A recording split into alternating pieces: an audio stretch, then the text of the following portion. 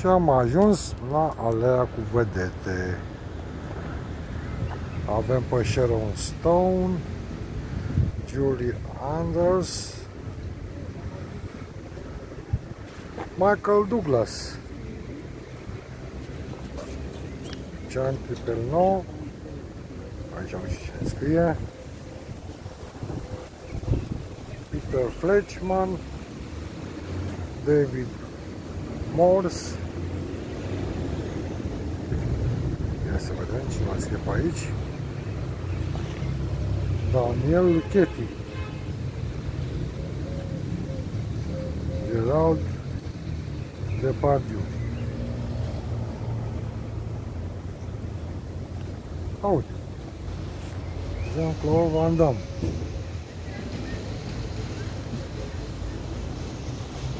Dennis Hopper, Spike Lee,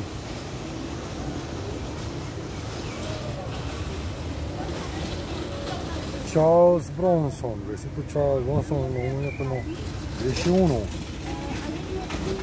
Sunt cam indecifrabile.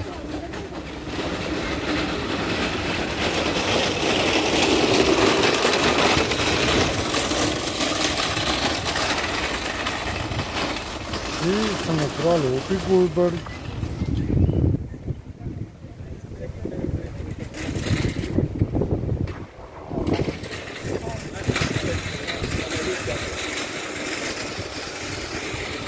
Vanessa Redgrave, Blair Edwards,